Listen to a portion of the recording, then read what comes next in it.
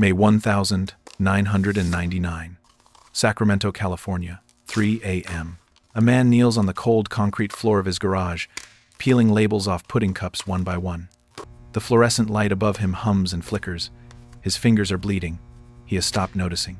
Behind him, 12,000 identical cups are stacked floor to ceiling. Cardboard towers in neat rows, swaying slightly when the air conditioning kicks on.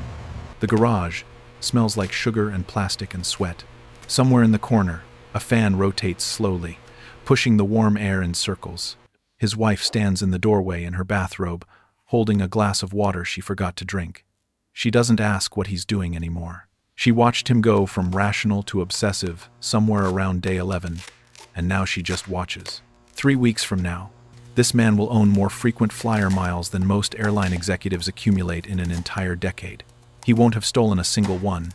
He won't have broken a single rule. The lawyers at 3 of the largest airlines in America will read every word of the contract, every footnote, every disclaimer, and they will find nothing. Nothing to charge him with. Nothing to undo. And the United States government will pay part of the bill. His name is David Phillips, and the question his story leaves behind is one America still hasn't answered. When the law lets you do something the law never meant to allow, is that genius? Or is that theft? Why couldn't 3 of America's biggest airlines stop a man with a stack of pudding? David Phillips is 37 years old. He is a civil engineer for the city of Davis, California, and he designs sewer systems. The work is necessary. The work is exact. The work is invisible. Every morning he drives the same route to the same office. Every morning he passes the same coworkers in the same hallway. Some of them say good morning. Most of them don't. On his desk sits a report he has revised 3 times this week. Tomorrow, his supervisor will sign it without reading it. Phillips knows this. He has known it for years. He is the kind of man who notices things other people don't. The way the fine print on a parking ticket contradicts the city ordinance. The way restaurant coupons sometimes have no expiration date if you read them carefully. The way credit card terms hide in the spaces between sentences. He brings these things home in his briefcase, the way other men bring fishing magazines. He spreads them on the kitchen table after dinner. He reads them with a yellow highlighter in his hand. His wife, Cindy, watches him from across the table. She works part-time at a real estate office. She has always loved him for his strange, patient mind. Sometimes she jokes about it. "You should have been a lawyer," she says one evening, watching him annotate the fine print on a phone bill. He doesn't answer. He just keeps reading. They live in a modest house in the Sacramento suburbs. 2 daughters share a bedroom down the hall. Katie is 7. Emma is 5. On the refrigerator, held up by a magnet shaped like a pineapple, is a brochure for a Hawaiian vacation Cindy gave him for his birthday last year. They never booked it. The price was just slightly out of reach. Phillips looks at it sometimes when he pours his coffee in the morning. He has spent his whole life finding patterns nobody asked him to find. Optimizing systems nobody noticed were broken. He is very good at this, and nobody has ever rewarded him for it. Phillips reads the fine print on the back of every flyer that comes in the mail. It's just a habit, until one Tuesday in May. The flyer arrives in a stack of junk mail. Healthy choice foods.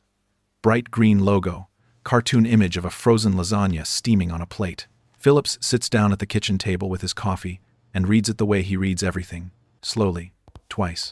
Buy 10 healthy choice products. Mail in the barcodes. Earn 500 frequent flyer miles. Any barcodes mailed by the end of May. 1,999 earn double miles. 1,000 miles for every 10 barcodes. For the first 30 seconds, he just sees a coupon. A small reward for buying a few frozen dinners. The kind of thing his wife would clip and forget about. In the 31st second, something shifts. He sets down his coffee cup. He pulls open the drawer beside him. He takes out a yellow legal pad and a black pen. He starts writing numbers. Cindy walks past the kitchen, sees his face, and asks, "What's wrong?" He doesn't answer.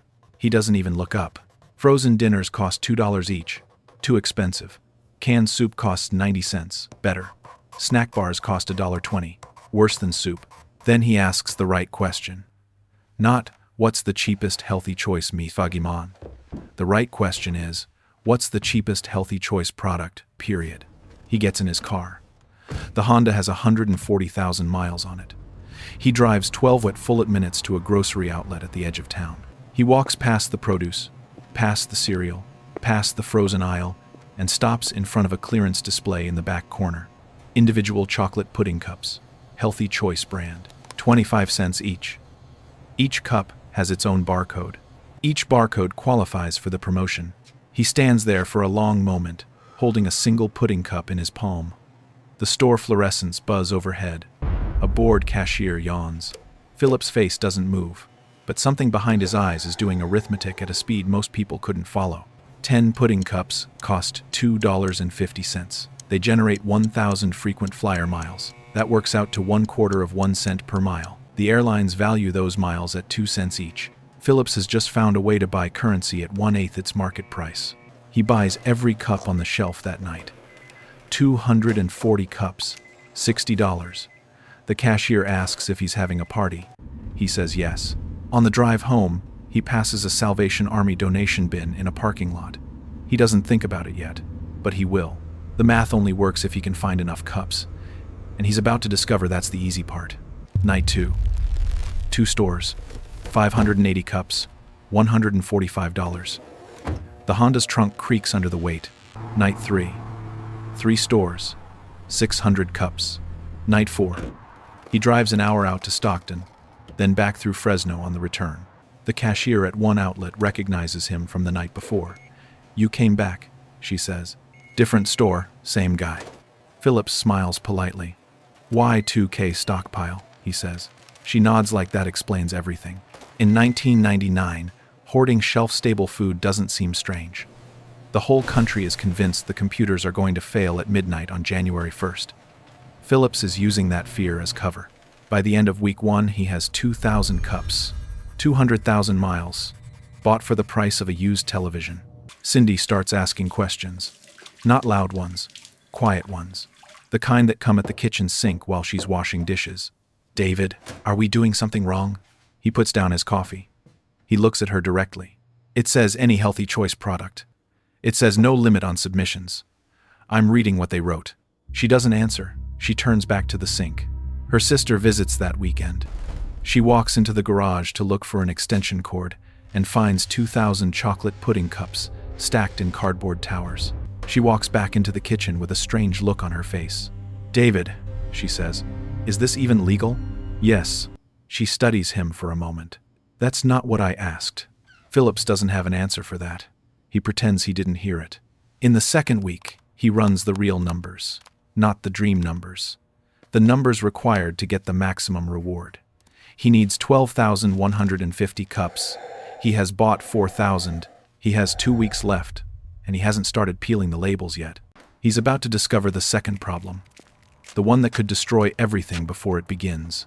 Stockton, day 8. Phillips walks into a grocery outlet for the 5th time in a week. The manager sees him from the back office and walks out to meet him on the floor. He's a heavy man with a tired face and a name tag that says Carl. "You're the pudding guy," Carl says. Phillips doesn't deny it. He pulls $400 in cash out of his wallet and sets it on the counter. The bills are crisp. He has been to the bank that morning. "Can you order more cases from the warehouse?" Carl looks at the cash. He looks at Phillips. He looks at the cash again. "How many cases?" "All of them." Carl nods slowly. He takes the cash. Day 11. The living room.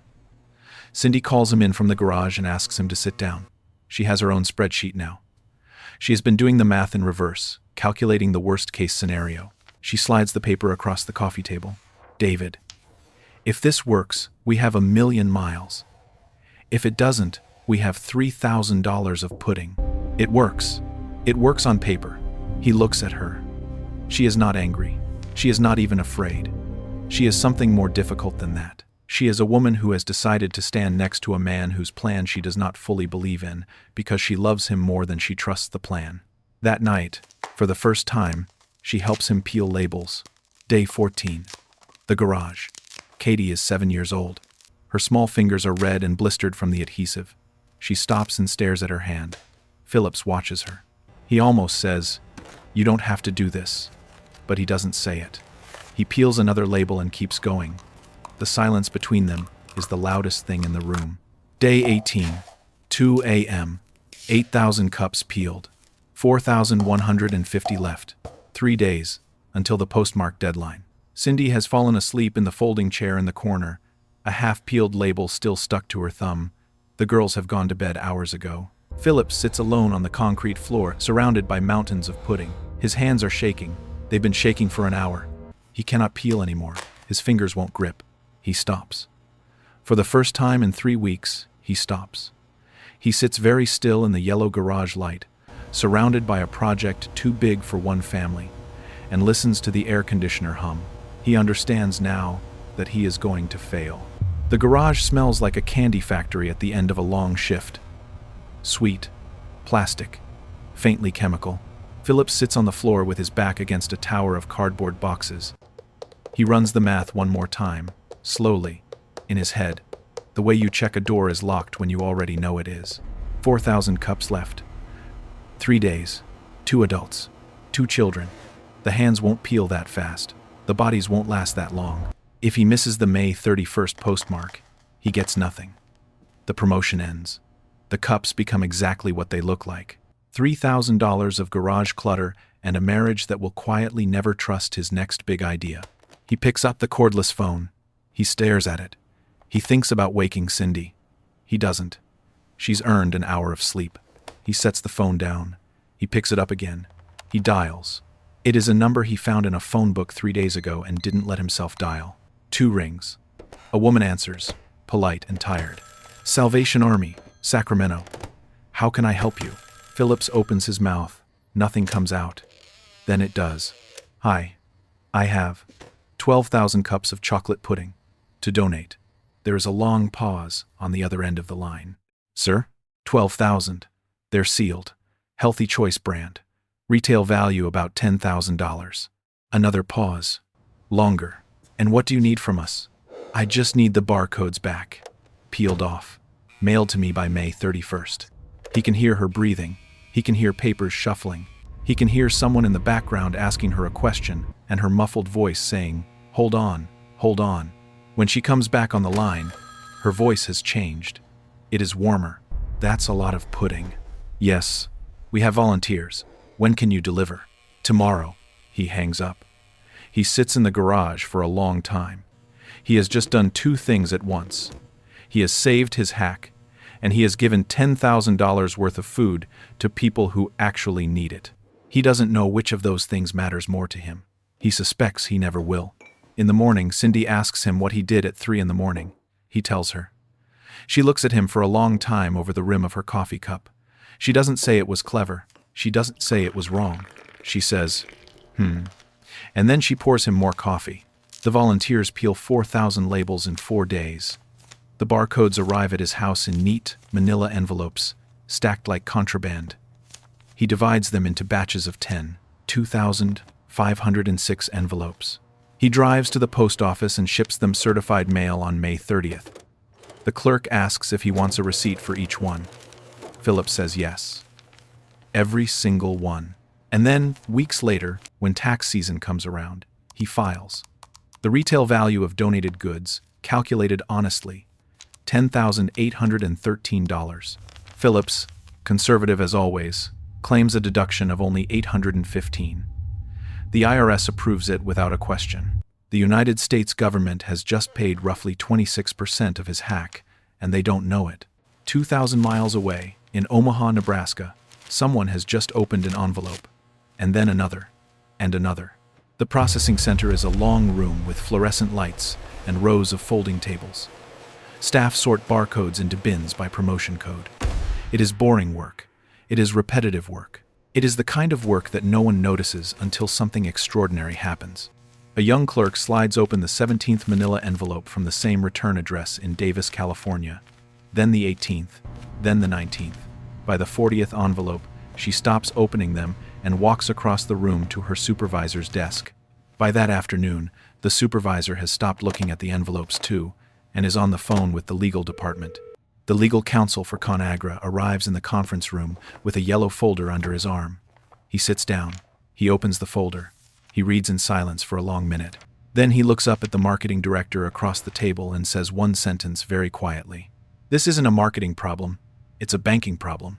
Because here is the thing about frequent flyer miles that the marketing department forgot. They are not really rewards, they are currency. Airlines print them out of thin air and sell them wholesale to credit card companies and partner brands at roughly 2 cents per mile. ConAgra has to buy these miles wholesale to fulfill the promotion. For 1.25 million miles, at 2 cents each, ConAgra is now contractually obligated to write the airlines a check for around $25,000. For a pudding sale that brought in $3,140, the legal team pulls every document related to the promotion. They read every word, every footnote, every disclaimer. They are looking for an exit. The promotion says, any healthy choice product. It does not specify a minimum purchase price. It does not exclude clearance items. It says, mail in 10 barcodes. It does not say, maximum 10 barcodes per household. It says, earn 500 miles per submission. It does not cap the number of submissions a customer can make. The room goes quiet. The lawyers, who are paid to find loopholes, have just realized they are looking at one from the wrong side. Someone breaks the silence. We just refuse. On what grounds? Claim fraud. He followed every rule. Then we change the rules. Too late. The promotion already ran. If we deny him now, he sues, and he wins. Silence. A long one. Someone exhales. So what do we do? The lawyer closes the folder. His face is unreadable. The meeting ends. No decision is announced. 2,000 miles away, Phillips checks his mailbox. Empty. Week 1. Empty. Week 2. Empty. Week 3. Empty. Every morning, Phillips walks down the gravel driveway in his slippers and opens the mailbox at the curb. Every morning, he looks inside and sees the same thing. Junk mail. Bills. A coupon for tire rotation. Nothing from Healthy Choice. Nothing from ConAgra. Nothing from any of the 3 airlines.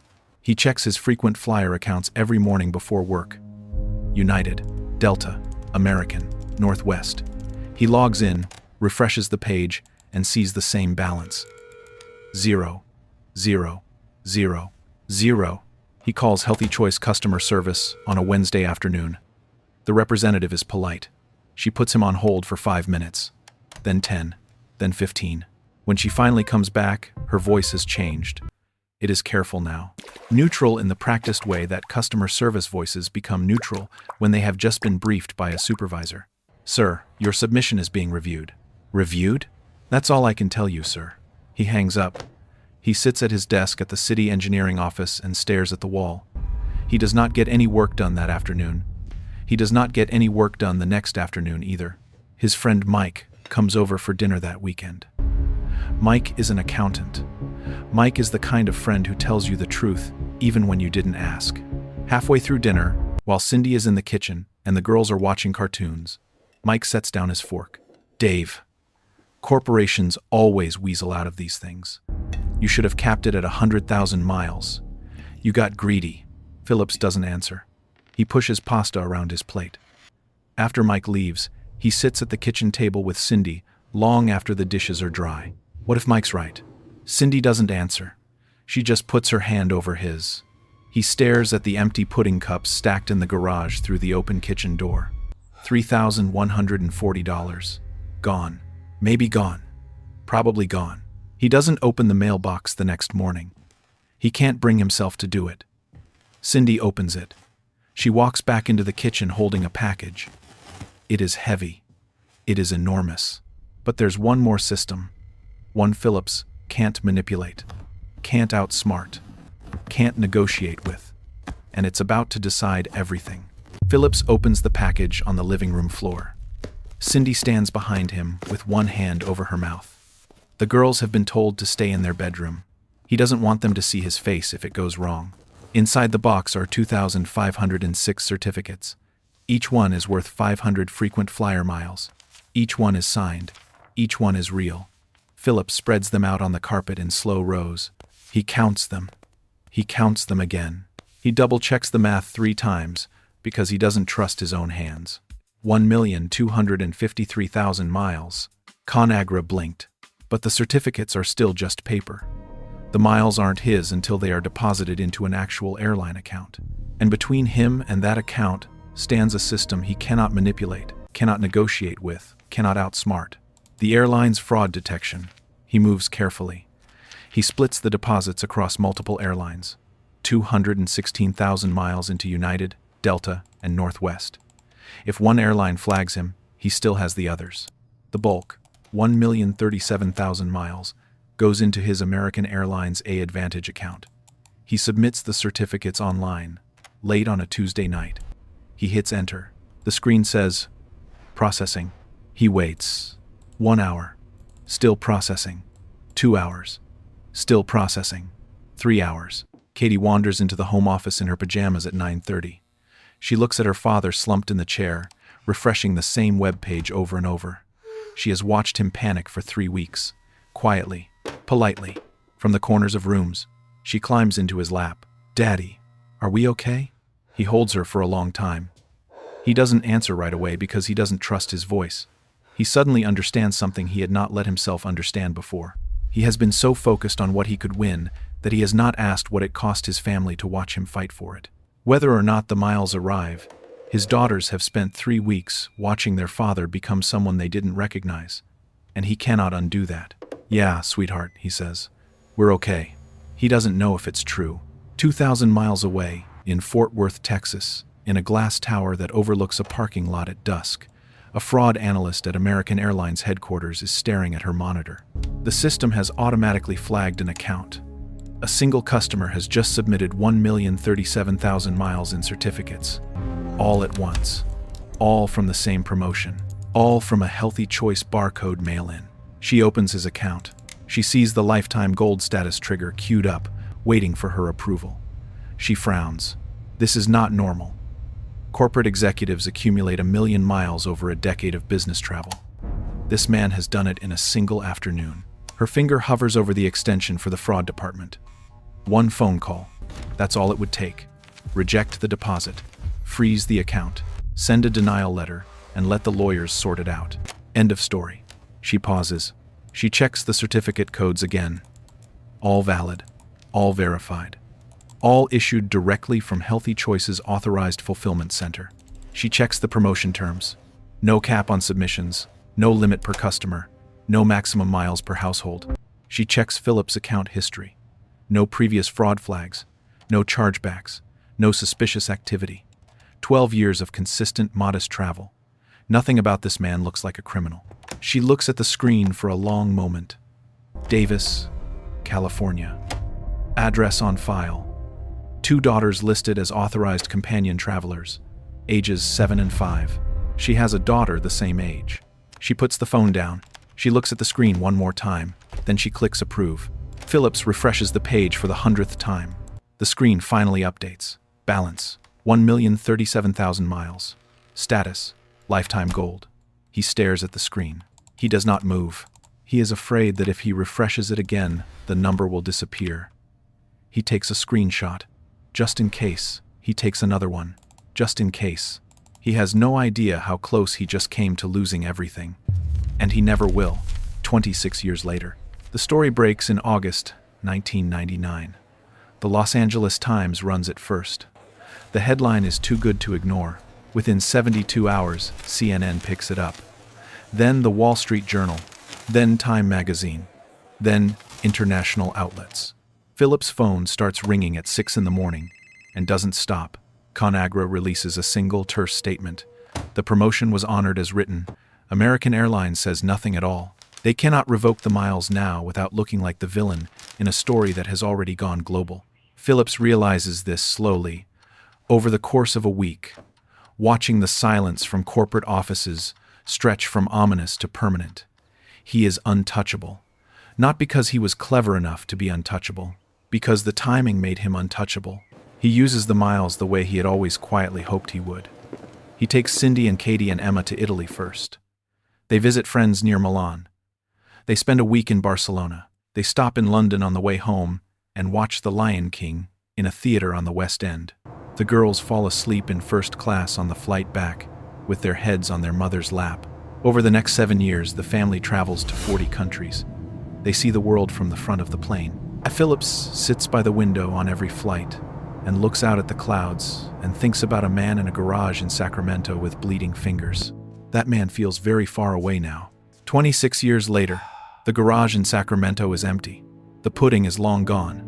The cardboard towers were broken down and hauled away the summer of 2000. Katie is 33 now. Emma is 31. They have children of their own. Philip still reads the fine print on every flyer that comes in the mail. It is still just a habit. He has never found another loophole. Some men get one in their lifetime. Most never get one at all. Last year, his granddaughter found a faded Los Angeles Times clipping in a drawer and asked him about it. He told her the whole story. The flyer, the clearance shelf, the Y2K cover story, the Salvation Army at 3 in the morning, the mailbox that stayed empty for 3 weeks, the fraud analyst he never met and never thanked. When he was finished, his granddaughter looked up at him with very serious eyes. Was it the right thing to do, Grandpa? He thought about it for a long time. He looked out the kitchen window at the garage where it had all happened. He looked at the pineapple magnet, still on the refrigerator after all these years. Then he said, very carefully, "I followed every rule." That wasn't the answer she had asked for, but it was the only answer he had. She nodded the way a child nods when an adult gives them something they don't quite understand. Then she went outside to play. David Phillips never broke a single law, never lied, never cheated. He just read what was written, and he did exactly what it said. ConAgra lost $25,000. The airlines lost roughly $800,000 in travel.